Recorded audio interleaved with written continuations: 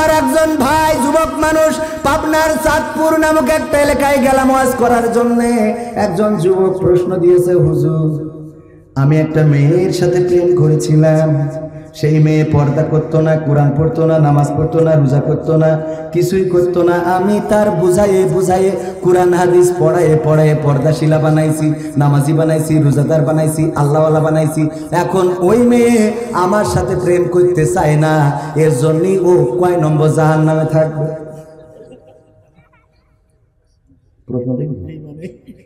বলছে এর জন্য ওর কি শাস্তি হবে?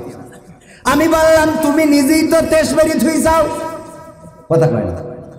কারণ ওই মেয়েটা যখন তুমি তারা শিখাইছাও পর্দা করতে হবে, পর্দার জন্য বই পড়াইছাও, যে আল্লাহ বলছেন কোরআনে আল্লাহ বল তাবাররুজাল জাহিলিয়াতিল উলা, ওগো নারীরা তোমরা পর্দার মধ্যে থাকো, জাহিলি যুগের মেয়েদের মতো সেজে গুজে নিজেদেরকে প্রদর্শন করে বেড়ায়ও না। এই আয়াত পড়ার পরে ও তো আর নিজের দেখায় বেড়াবে নাকি?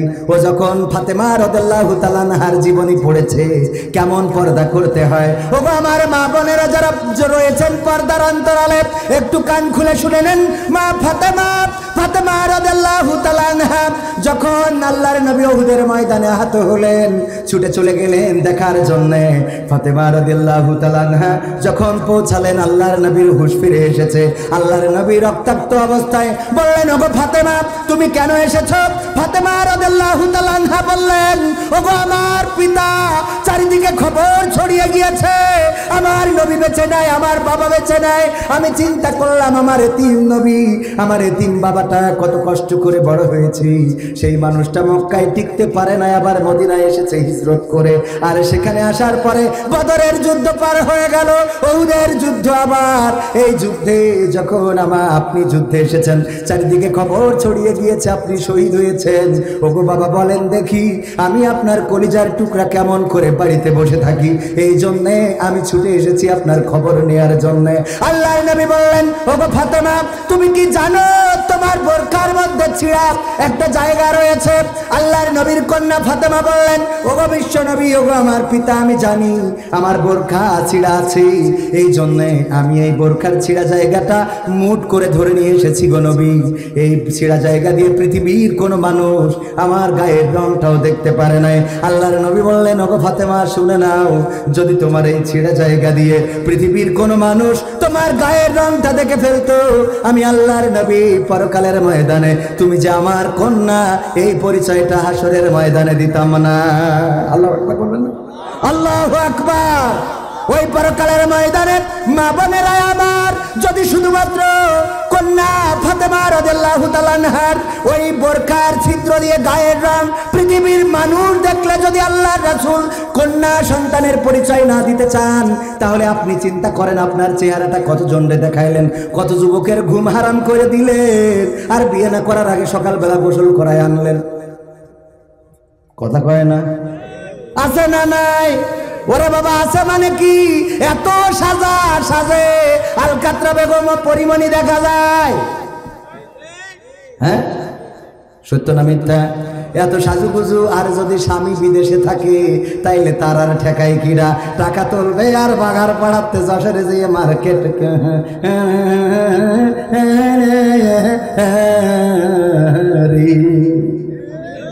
সত্য না মিথ্যা? ইসলামী ব্যাংকে মাঝে মাঝে ঝামেলা ঘটায়। আমার স্যার আছেন, আমি সে তো শুরু করার টাইম পাইনি এখনো, লাস্ট আমার স্যার পাশে বসা শ্রদ্ধাভাজন, শুধু স্যার নয় আমার বড় আপন, বড় ভাই, বড় অভিভাবক। আমি হৃদয় থেকে ভালোবাসি, স্যারও আমাকে হৃদয় থেকে ভালোবাসেন। ব্যাংকের বাইরেও আমাদের সম্পর্ক, যেটা ভাইয়ের সম্পর্ক, ভ্রাতৃত্বের সম্পর্ক। ব্যাংকের সম্পর্ক হলো স্যারের ব্রাঞ্চ থেকে আমি একটা এজেন্ট ব্যাংক নিয়েছি, বোঝা গেছে তো? ব্যাংক না, ব্যাংক না, ওই ব্যাংক লাপা ওটা না, ব্যাংক লাপালাপি আছে না নাই? এখন টিচারদের ট্রেনিং চলছে, আমার টিচারদেরও চলছে। শিক্ষা কারিকুলাম নিয়ে স্কুলে কথা বলতে হয়, স্কুলে কথা বললাম শিক্ষা কারিকুলামের যে সুবিধাগুলো আছে সেগুলো তুলে ধরলাম, আর পরে যে নাটকে যে অসুবিধা আছে সেটা তুলে ধরলাম। পরে যে আমার স্যারের বলতেছে, যেই স্যার শিক্ষা কারিকুলামের পক্ষে বক্তব্য দিল সে আবার নাটক বানাইছে বিপক্ষে, এটা কেমন কথা? এটা তো বললাম একটা উকিলির তো এই কাজ, একবার ঢুকতে হবে একবার বের করতে হবে। হ্যাঁ, খালি মামলা করে এমন আছে না নাই? অনেক উকিল আছে। যাই হোক, আলোচনায় ফিরে আসি। আল্লাহ রাব্বুল আলামিন সূরা ইয়াসিনে সুন্দর একটা ঘটনা বর্ণনা করেছেন। আপনারা যারা কোরআন জানেন, কোরআন পড়েন, কোরআন বোঝেন, তারা জানেন আল্লাহ রাব্বুল আলামিন একজন ব্যক্তির ঘটনা বলেছে যার নাম হাবিব ইবনে ইসমাইল, যাকে হাবিব নাজ্জার বলা হয়ে থাকে। সে ছিল একজন কাঠমিস্ত্রি। কি মিস্ত্রি? কাঠমিস্ত্রি। বাস করত তুরস্কের আন্তাকিয়া নামক অঞ্চলে। কোন অঞ্চলে? আন্তাকিয়া। না চিনলেও হবে, কারণ আপনি আমি যাব না। আমি হয়তো যাব, নিয়ত আছে ভবিষ্যতে, তো অনেকেই যাবে না। যাই হোক, আন্তাকিয়া নামক এই শহরটা, এটা হলো সিরিয়া এবং তুরস্কের মধ্যবর্তী, মানে সীমান্তের কাছাকাছি। যেখান থেকে তুরস্কের সীমান্ত শেষ, ওখান থেকে সিরিয়ার সীমান্ত শুরু। এই অঞ্চলে একটা গোত্র বাস করত। আল্লাহ রাব্বুল আলামিন তাদেরকে পথের দিশা দেওয়ার জন্য দুইজন নবী পাঠালেন। কি পাঠালেন? নবী পাঠালেন। এখন তার নবী আসবে না, এখন আসবে কি? ওয়ারাসাতুল আম্বিয়া, নবীর ওয়ারিসগণ আসবে। আমার আবার নবীর ওয়ারিস মনে করি না, আমি এখনো হয়ে পারিনি, হওয়ার চেষ্টা করতেছি যেন নবীর ওয়ারিস হওয়া যায়। কালকে দেখি আমার আগের বক্তা বলতেছে আল্লামা কবির বিন সামাদের আগে তেজ তো মারতেছে এই করে আল্লামা কনে আর আমি কনে। আল্লামা জুতোর দল লাগাইনোর যোগ্যতা আমার নেই। আল্লামা বলছেন, আর এই বলবেন আর যে মানসিক সমালোচনা করে যে নাট্যকারে নিয়ে দেখো আল্লামা বানাই ফেলাইছে। আর এক জায়গায় পাপ নাই দেখি আমার বক্তব্য দেওয়ার আগে বলছে, এখন আপনাদের সামনে আলোচনা রাখবেন বিশিষ্ট ইসলামী চিন্তাবিদ, মর্দে মুজাহিদ, কোরআনের খাদেম, এই যে পীরে কুদ্দুসি রব্বানি, এই সেই হাবিজাবি বইলে বলছে আওলাদে রাসূল কবির বিন সামাদ। আমি বললাম আমার গোষ্ঠী হয়তো হিন্দু ছিল, সেখানতে মুসলমান হয়েছে, কারণ আমার দাদা, তার দাদা, তার দাদা এদিকে হিন্দু ছাড়া কি কথা কয় না। আমরা বাঙালিরা অধিকাংশ হইলে উখানতে আসেছি, ও মানে না, না মানে না, এটাই সত্য কথা। আর আপনি আওলাদে রাসূল বানাই দিয়ে দিলেন। আমার তো হাসরের মাঠে তো আমার ধরি এইসবের কারণে কুপান দেব, কথা কয় না। নিজের ভুল স্বীকার করলে কোনো অসুবিধা আছে? দুনিয়ার পরে যদি আমি আমার দোষ স্বীকার করি, আল্লাহ রব্বুল আলামিন আমাকে ছোট করবেন না। কিন্তু আমি যদি জাহেরি করি আমি এমন তেমন অমুক তমুক, আর পরকালের ময়দানে আল্লাহ যেদিন আমার কিতাবটা ধরাই দেবে, ইকরা কিতাবাকা কাফা বিনাফসিকাল ইয়াউমা আলাইকা হাসিবা, পড়ো তোমার কিতাব, তুমি পড়ে হিসাব করে দাও। ওই দিন যদি ভিডিওটা প্লে করে দেয়, আল্লাহ যদি বড় পর্দায় লাগাই দেয় যে কবির তুমি তো ওয়াজ করে বেড়াইতে, তো তোমার তো অনেক ভক্ত আছে, মুরিদ আছে, আজকে তোমার আমল নামাটা আমরা ডাইরেক্ট প্রজেক্টর দিয়ে লাগাই দিলাম, দেখো কি হয়েছে। আপনারা দেখছেন যে এক জায়গায় ওয়াজ করছি করে বাড়ি যাওয়ার সময় যশোরে আবার আমার ডাইলি ছিল। হ্যাঁ, বুঝে নেন, বোঝা গেছ তো? এইটা যদি প্রজেক্টরে দেখেন আপনারা তো উকে নেই মারামারি শুরু করবেন, পাটাই ফেলবেন, কবেন ঠালাই এই ওয়াজ করে বেড়াই যাও তুমি, কথা কয় না। পরকালে আল্লাহ এটা চাইলে করতে পারে না? পারে না? লাখো মানুষের সামনে বেইজ্জতি করে দিতে পারে। পৃথিবীর কেউ দেখে না, দেখে কে? পৃথিবীর কেউ দেখে না, দেখে আল্লাহ। পৃথিবীর কেউ শোনে না, শোনে আল্লাহ। প্রমাণ আছে না নাই? ইব্রাহিম আলাইহিস সালামকে আগুনে ফেলা হলো, পৃথিবীর মানুষ ওই আগুন এত কালো, এত প্রজ্বলিত করা হলো, কেউ কাছে যেতে পারে না। ওই জায়গায় চড়ক গাছ বানায়, এখনকার সময় যে ক্রেন বলা হয়, ক্রেন বানায় ফেলে দিল। পৃথিবীর কোনো মানুষ দেখুক আর না দেখুক, দেখেছেন কে? আল্লাহ বললেন ইয়া নারু কুনি বারদাও ওয়া সালামান আলা ইব্রাহিম, ওরে আগুন আমি নিষেধ করে দিচ্ছি, তুই আমার ইব্রাহিমের পোড়াবি নে, আমার ইব্রাহিমের জ্বালাবি নে, আমি নিষেধ করে দিলাম। শান্তিদায়ক হয়ে যা, আরামদায়ক হয়ে যা, ঠান্ডা হয়ে যা। হয়েছে না হয় নাই? আল্লাহ রাব্বুল আলামিন ঠান্ডা করে দিলেন। নূহ আলাইহিস সালামের কিস্তিতে আল্লাহ রাব্বুল আলামিন সকল প্রাণী পাখিদেরকে দলে দলে হেফাজত করলেন। ইউনূস আলাইহিস সালাম মাছের পেটের মধ্যে চলে গেলেন, নৌকা থেকে ফেলে দেওয়া হলো, মাছ গিলে নিল। এক পানির অন্ধকার, দুই রাতের অন্ধকার, তিন মাছের পেটের অন্ধকার। এই তিনটা অন্ধকার থেকে গভীর সমুদ্রের তলদেশ থেকে কি পড়লেন? লা ইলাহা ইল্লা আনতা সুবহানাকা ইন্নী কুনতু মিনাজ জালিমিন। শুনেছেন কে? আল্লাহ রক্ষা করেছে না করে নাই? আল্লাহ রাব্বুল আলামিন রক্ষা করলেন। ইসমাঈল আলাইহিস সালাম পানির জন্য, পানির পিপাসায় জীবন যায় অবস্থা। মা হাজেরা ছুটে চলেছেন, একবার সাফাই একবার মারওয়ায়, দৌড়ায়। হাজিরাও যে দৌড়ায় না, হাজিরাও যে দৌড়ায়, আমার স্যারও দৌড়াইছে, আমিও দৌড়াইছি, সভাপতিও হয়তো দৌড়াইছে। এই যে দৌড়াদৌড়ি করা লাগে, হাজেরা আলাইহিস সালাম দৌড়াইছিলেন।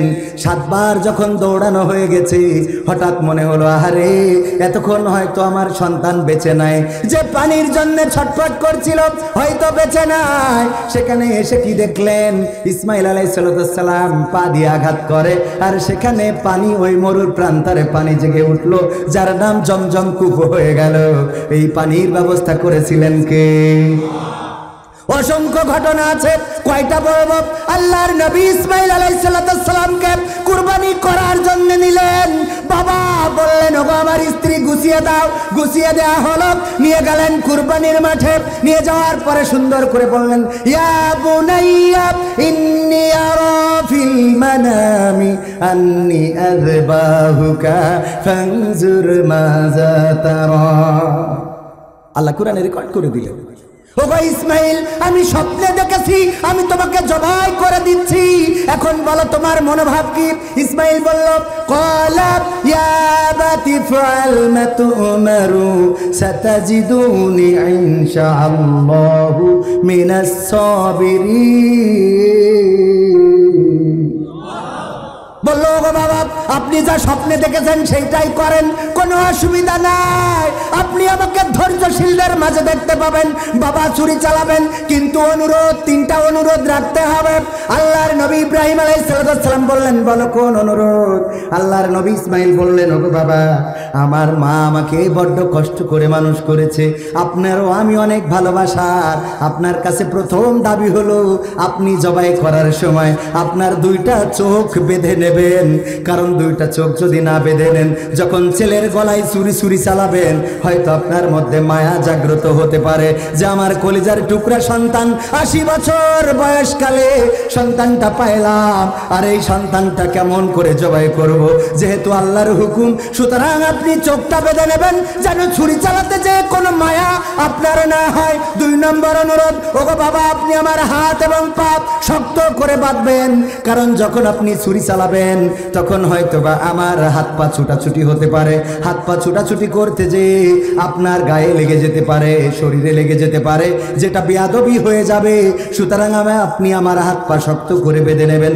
আর 3 নম্বর অনুরোধ হলো, ওগো বাবা আমার মা আমাকে বড্ড কষ্ট করে এই মরুর প্রান্তরে লালন পালন করেছে, আপনি জবাই দেওয়ার পরে আমার রক্ত মাখা জামা এবং কাপড়গুলো আমার মায়ের কাছে পৌঁছে দেবেন, যেন আমার মা এটাকে দেখে সান্ত্বনা নিতে পারে।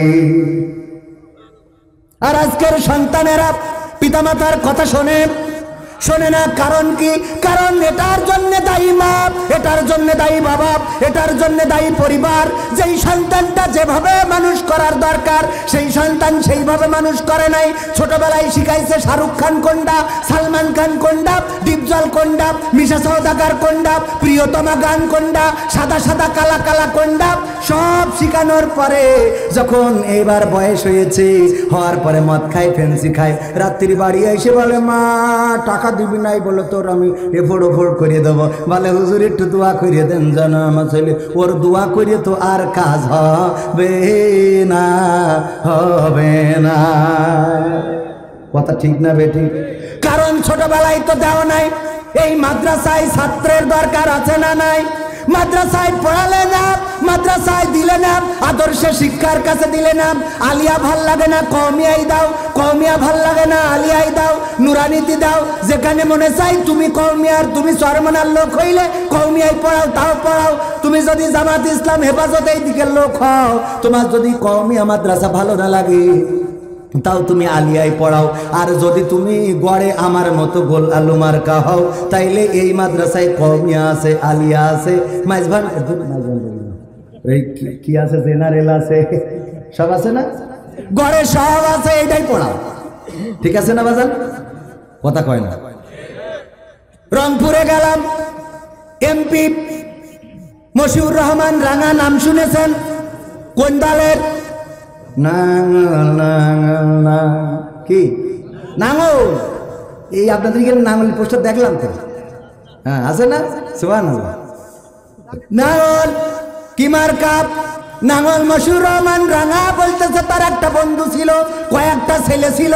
এই কয়েকটা ছেলের মধ্যে 3টা বা 4টা 5টা যাই ছেলে থাকুক, যেইগুলো খুব ট্যালেন্ট, সেইগুলোর পড়াইছে ভালো ভালো জায়গায়। মাঝে মাঝে অ্যাডমিশন নিয়ে ভর্তির জন্য এমপির কাছে যাইত, দোস্ত বইলে দে যেন মেডিকেল কলেজটাই ছেলেরে ভর্তি করাইতে পারি, দোস্ত বইলে দে যেন অমুক ভার্সিটিতে পড়াইতে পারি।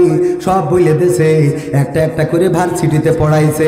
বললো তোর ছেলে পিলে কটা? তা বলেছে 4 দে। কয় 3 দে তো পড়ে, আর একটা কি? কয় আর একটা একটু বোদেশাল কোলে হাবলা, ওইটা মাদ্রাসায় দিয়ে থুইছি।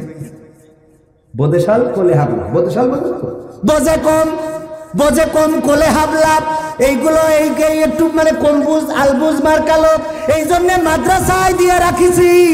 এরপরে অনেক দিন পরে একদিন ওই বন্ধু আবার এমপি মশিউর রহমান রাঙার বাসায় হাজির। বলতেছে কি ব্যাপার? কয় আমি ভালো নেই রে। কেন, কি হয়েছে? অসুস্থ, আমার দেখার মতো কোনো লোক নেই।